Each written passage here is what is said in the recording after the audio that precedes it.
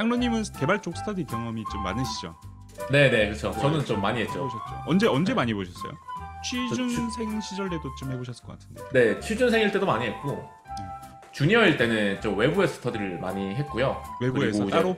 네, 외부에서 그냥 사람들 모아가지고 이런 주제로 이제 스터디 하자, 저런 스터디 하자 이렇게 해가지고 많이 했었고, 뭐 남이 주최하는 걸 간 적도 있고, 제가 이제 주최해서 진행을 한 적도 있고 좀 많았는데, 그리고 이제 연차가 좀 쌓이고 이제 배민에 입사하고 나서는 이제 배민에서의 스터디만 진행을 했었죠. 뭔가 실패한 스터디 같은 거 좀 경험해 보신 적이 있어요? 그러니까 실패했다는 많죠. 게 네. 생각이 한 두 가지 정도가 있을 것 같은데, 하나는 스터디가 빠그라졌어요. 뭔가 어떤 이유 때문에 뭔가 잘 진행이 안 되거나 해가지고 스터디가 빠그러진 경험이 있을 것 같고, 또 하나는 스터디는 뭐 그냥 완주를 했어요. 근데 나한테 뭔가 크게 득이 되지 않은 그런 실패 경험이 또 있을 수 있을 것 같은데, 혹시 있으시면은 뭐 공유 좀 해주시겠어요? 네, 이게 이제 몇 개 실패했는 것 중에 하나가 명확하게 리드하는 사람이 없으면은 좀 실패를 했었어요. 그게 왜 그러냐면은 구심점이 있고, 그리고 출석률이 좀 보장되는 스터디를 참여해야지 망하지 않는다라고 좀 생각을 해요. 일반 개인이 모여있는 곳에서 하는 거는 좀 힘들다고 보고, 요게 이제 확실히 위험성이 너무 크죠. 왜냐면 각자 서로 모르는 사람이니까 개미들만 망할 수 모여있으면 있는 안 된다. 거니까. 맞아요. 큰 손들이 있어야 되는데 개미들밖에 없으니까. 그래서 잘 됐던 거는 배민에서 스터디 했던 건 잘 됐어요. 왜냐면은 배민에서 스터디를 어떻게 했냐면은 발표자를 미리 정하지 않고 다 모인 그날에 제비뽑기로 했거든요. 스터디 참여자는 다 같이 준비를 해와. 근데 누가 발표할지는 랜덤 뽑기로 한다.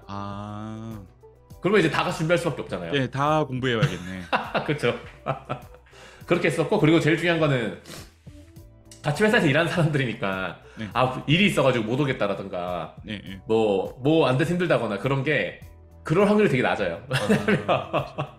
곧 사회적 평판과 이어질 수 있기 때문에 구라도 바로 들통날 수도 있고. 그렇죠. 그리고 좀 회사가 커지면 사실은 다른 팀은 어떻게 일하는지 잘 모를 때가 많은데, 저 팀에서 저렇게 문제를 해결했구나, 이 팀에서 이렇게 문제를 해결했구나를 명시적으로 알 수 있었고, 그리고 뭐 이제 올려치기 한다고 다들 좀 비난하실 것 같은데, 어쨌든 이제 배민에 입사했던 분들이라 하면은 뭐 그 당시에 제 입장에서는 되게 잘하는 분들이라 생각을 해가지고 그 사람들 어느 정도 퀄리티가 보장되어 있는 사람들끼리 모여가지고 출석률도 보장이 되고, 그리고 준비도 다들 무조건 해온다라는 게 보장이 되니까 스터디 만족도가 좀 높았죠, 아무래도. 그렇군요. 그리고 이게 뭐 호돌맨도 느꼈겠지만은 배민에서는 그 기술 임원들 계시잖아요. 그분들이 스터디를 리딩 하실 때가 있잖아요. 맞아요. 뭐 예를 들면 제가 우리가 자주 좀 했던 성철님의 스터디라든가, 아니면은 뭐 조용구님의 스터디였던가, 이런 것들을 보면은 엄청나게 배우는 시간이죠. 그런 시간들을 겪고 나면은. 그렇죠. 그러니까 연륜들이 있으셔가지고 단순히 네. 기술적인 키워딩뿐만 아니라 그 기술이 왜 그렇게 이루어졌는지에 대한 어떤 히스토리 같은 것도, 숨은 이야기, 그러니까 맞아요. 이런 것도 그런 것도 좀 알 수 있게 된 계기가 된 것 같고, 맞아요. 그런 걸 또 알면은 또 기술에 대한 이해를 넓히는데 또 도움이 되더라고요, 저는. 저도. 제가 예전에 그 뱀이 입사할 때 그 지옥자바라고 영화님께서 이제 맞아요. 주최하신 그 스터디를 좀 진행을 했었는데, 그것 같은 경우에는 그때 당시 이제 회사가 PHP나 ASP 시스템에서 이제 자바로 넘어가던 시기였고, 그리고 저 개인적으로는 PHP랑 파이썬 하던 회사에서 이제 우한 형제들이라는 자바로 이제 넘어가려고 하는 회사에 입사한 상태여가지고 다들 이제 자바에 대한 의욕이 넘치던 시절이었어요. 그렇죠. 다들 이제 자바에 대한 스터디를 공부를 필요로 하던 그런 시기였고 해가지고, 영화님께서 이제 입사하시고 이제 주도적으로 이제 스터디를 이제 진행을 하셨는데, 회사가 자바로 넘어가니까 우리는 이제 배워야만 하는 그런 상황이었고, 어떻게 보면은 이제 이론적인 부분도 당연히 중요하지만 이제 실습으로 이어지는 부분도 되게 중요했던 그런 스터디였거든요. 그래가지고 영화님께서 잘 리딩을 해주셔가지고 자바의 정석도 그때 배우고, 뭐 서블릿에 대한 그런 개념, 뭐 스프링에 대한 이런 거 다 이제 뭐 JPA까지 다 배웠는데, 저는 개인적으로 이제 뭔가 배우면은 바로 이제 실습으로 좀 해보자 아파여가지고 그렇죠. 실습으로 옮기면서 약간 제 생각도 같이 이제 반영하면서 이제 코딩을 해가지고, 그게 저는 도움이 좀 많이 됐던 것 같고요. 이게 예전에 이제 이 지옥자바 스터디 썰을 개발받아서 한번 풀었는데, 댓글에 이거 비슷한 거 왜 안 하냐고, 지옥 작업 안 하냐고, 심지어 어떻게 하면 참여할 수 있냐고 이렇게 물어보시는 분들도 계시더라고요. 아, 그쵸. 네. 네, 그 댓글 보면서 되게 재밌었는데, 근데 그게 실화가 되었습니다.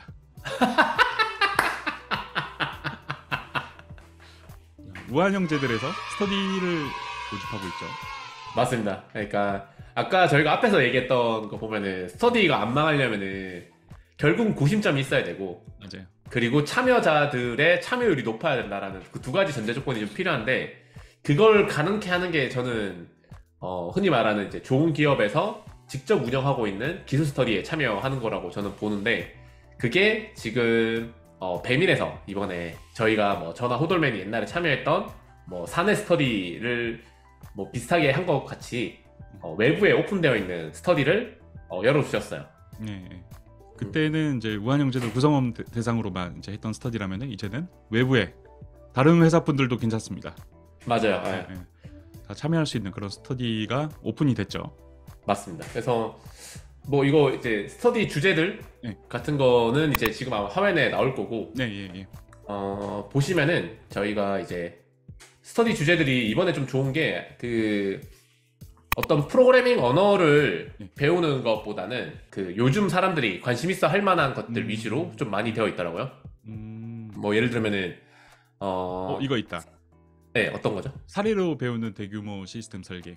뭐 사례로 배운 대규모 시스템 설계는 면접자를 위한 책이라고도 하지만, 사실은 우리가 뭐 트위터 같은 시스템 만들려면 어떻게 해야 돼요? 대량으로 알림을 보내야 되는 시스템은 어떻게 구축을 해야 돼요? 이런 사례들을 볼 수 있는 좀 시스템 아키텍처 관련된 학습 책이라고 봐가지고, 그런 책은 사실은 제가 봤을 때는 요즘같이 백엔드 개발자가 단순히 자바 코딩만 하는 시절, 뭐 노드.js 개발자가 단순히 노드 코드만 짜는 시절이 아닌 AWS 아키텍처까지 포함해서 설계를 해야 되는 시기에는 꼭 필요한 책이라고 생각을 하는데, 그게 이제 첫 번째, 두 번째 챕터까지 쉬운데 뒤로 갈수록 어려운데, 이걸 배민에 있는 개발자분들이 직접 리드하면서 이 책에 대해서 같이 설명도 하고 같이 서로 사례도 이야기하는 그 스터디 자체는 되게 좋은 것 같아요. 그리고 그 밑에 보면은 이제 모여서 각자 글쓰기라는 그런 스터디가 있어요. 맞아요.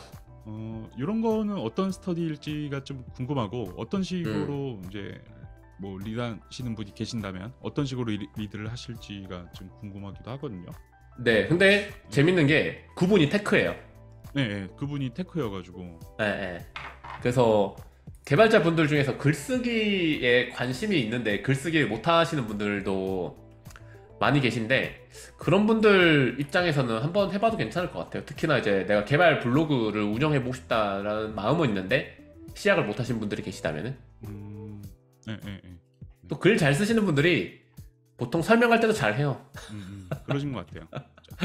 각자 글 쓰는 시간이 있고, 서로 글 쓴 걸 가지고 이제 이야기를 하고 리뷰를 뭔가 진행을 하네요. 코드 리뷰 같이. 그러네. 어차피 이렇게 글쓰기라는 거는 일주일 동안 시간을 줘도 하기가 좀 힘든 주제니까, 그리고 따로 시간을 내기 힘들 수 있으니 그냥 모여서 이때 같이 글을 쓰고 같이 첨삭을 받자, 이렇게 되는 거네요. 이렇게 바로 뭔가 이제 피드백을 줄 수 있는 형태는 좋은 것 같습니다. 네, 저도 그런 건 좋은 것 같아요. 그다음에 클린 아키텍처. 엄청 유명한 책이죠. 이거는 뭐 저는 이제 주니어에서 좀 다음 레벨로 성장할 때 진짜 도움이 많이 됐던 책이어가지고 가능하면 꼭 읽어보라고 권장하는 편인데, 근데 이제 읽기 힘들죠. 클린 코드는 이제 직관적이고 이해가 좀 쉬운데, 그래서 클린 아키텍처 같은 책들은 사실은 좀 이제 이해하기 힘들어가지고, 가능하면 이렇게 같이 읽어보면서 이야기 나눠보는 거는 좋은 것 같아요. 그래서 결국은 여기 작성되어 있는데 완독 달성하기, 끝까지 읽는 거, 이거는 되게 좋은 것 같아요. 목표가 이 책 끝까지 읽는 게 좀 힘들어. 근데 이제 끝까지 읽게 누가 리드 해준다고 하면은 그런 건 좀 참여해봐도 좋을 것 같아요. 그리고 그 밑에 뭔가 바이테스트. 요게 있는데 이게 혹시 뭔지 아시나요? 저는 이거 처음 들어봐가지고. 비트 그거 비트, 그쪽 얘기하는 거고, 그 제스트 같은 이제 테스트 프레임워크를 얘기하는 거고. 이런 게 있었군요. 저 제스트만 근데 이게 엄청 빠르다고 하더라고요. 저희가 지금 쓰고 있진 않은데, 저희는 안 쓰고 있는데 지금 이거 도입해볼까? 성능이 그렇게 차이가 난다고 막 이러면서 고민을 하고 있는데 어쨌든 요 그 도구를 가지고 네. 아마 이게 프론트엔드 쪽을 얘기하는 건지 아니면 뭐 노드.js 쪽을 얘기하는 건지는 모르겠는데 어쨌든 자바스크립트를 쓰시는 분들이라고 하면은 요 그 바이테스트 가지고 하는 테스트가 잘 적용된 사례들을 함께 찾아봅니다. 그거를 그리고 프로젝트 적용하면 어떻게 좋을지 바이테스트라는 테스트 프레임워크를 경험을 해봅니다라는 것 자체는 저는 이건 자바스크립트나 타입스크립트 개발자라고 하면은 예. 같이 참여하면 좋을 것 같아요. 왜냐하면은 거의 대부분은 아마 아시겠지만 국내에 있는 스터디는 자바 스프링 쪽 스터디가 압도적으로 많기 때문에 이런 자바스크립트 관련된 스터디, 특히나 그게 기업이 운영하는 스터디라고 하면은 이 정도 퀄리티를 보장하고 있는 게 잘 없거든요. 귀하네요. 엄청 귀하죠. 엄청 귀해. 진짜 귀해요. 그래서 가능하면 이런 거는 이제 내가 만약에 이제 테스트, 특히나 자바스크립트나 타입스크립트 쪽 관련된 테스트 코드에 관심이 있다고 하면은 귀하디 귀한 스터디 주제이지 않나? 라고 생각이 드네요. 네. 그 다음에 함수형 코딩이 있네요.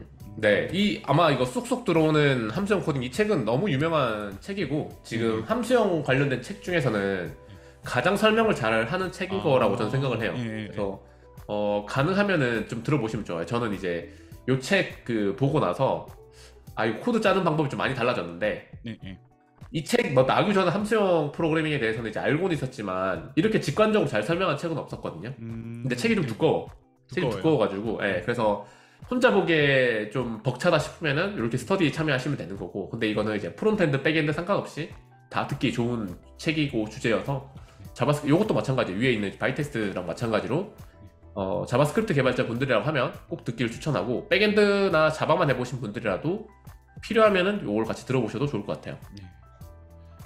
그 다음은 스터디 이름은 코드 리뷰 클럽이고 이제 굿코드, 배드코드 완독하고 경험 공유하기. 이 책 자체도 이제 워낙 옛날에 그 클린 코드 이후에 나온 여러 가지 좋은 코드에 대한 기준을 만들어주는 책들이 있는데 그 책들 중에서 하나이고, 최근에 나온 책 중에서는 좀 인기가 많았던 책이어가지고 좋은 코드의 기준을 잘 모르겠어요 라고 하는 생각들을 갖고 계실 텐데, 그것들을 이제 책 한 권을 본다고 해결되진 않거든요. 근데 그 책 한 권을 보고 여러 사람들이 그 기준에 대해서 서로 주고받고 의견을 나누는 그 과정에서는 세울 수가 있어요, 기준을. 그래서 그런 게 좀 애매모호하다고 생각하시는 분들 입장에서는 난 아직 좋은 코드에 대한 기준이 좀 명확하지 않은 것 같다, 혹은 내 코드, 실제 회사에서 짠 코드 중에서 이게 좀 긴가민가 한 게 있다, 그럴 때 이제 사람들한테 좀 리뷰를 받고 싶다고 생각하시는 분들은 요런 스터디도 괜찮을 것 같네요. 네. 이렇게 하나, 둘, 셋, 넷, 다섯, 일곱, 8개의 그 테크 관련 스터디가 준비가 돼 있고, 뭐 그 외에 이제 PM 디자인, 브랜딩 관련 스터디도 되어 있는데 이런 거는 이제 따로 찾아보시면 될 것 같고, 네. 저희 기술쟁이 분들, 관심 있으신 분들 한번 신청을 해보시면 좋을 것 같습니다. 그 신청 네. 관련해서는 저희가 밑에 고정 댓글로 남겨놓도록 하겠습니다. 네. 그러면은 뭔가 스터디를 할 때, 그러니까 스터디에 대해서 뭔가 알려주거나 배우는 그런 부분들은 다들 똑같잖아요. 그러니까 맞아요. 같은 양에 대해서 이제 배우실 텐데 이거를 좀 더 잘 흡수할 수 있는, 내가 더 잘 이렇게 가져갈 수 있는 그런 방법이 좀 있을까요? 저는 스터디가 본인이 이제 습득하려고 하는 건데 역설적이게도 남에게 전달을 하려고 할수록 본인이 더 많이 얻어가는 게 스터디인 것 같아요. 그렇죠. 남을 알려주기 위해서 내 스스로 공부할 때가 사실 그건 두세 배 더 많이 알아야 되니까. 맞아요. 그래서 더 공부하게 되는 거니까. 네, 그러니까 맞아요. 저는 스터디를 통해서 공부를 한다기보다는 스터디에 참가하는 그 2-3시간으로 공부하는 양은 한정적이거든요. 근데 그 2-3시간을 참가하기 위해 준비하는 그 앞의 시간들, 그게 나를 성장시킨다고 봐요. 그러니까 이 2-3시간 동안 나는 성장해야지로 목표를 삼으면 절대 성장을 못하고, 이 2-3시간 동안 내가 앞에서 공부했던 것들을 쏟아내는 거, 거기까지 해야지 되는 것 같아요. 그러니까 인풋하고 아웃풋까지 해야지 딱 그게 이제 습득이 되는 거지, 스터디 시간은 인풋하는 시간이 아니거든요. 저는 스터디 시간은 뭐 개인적인 생각이지만 아웃풋하는 시간이에요.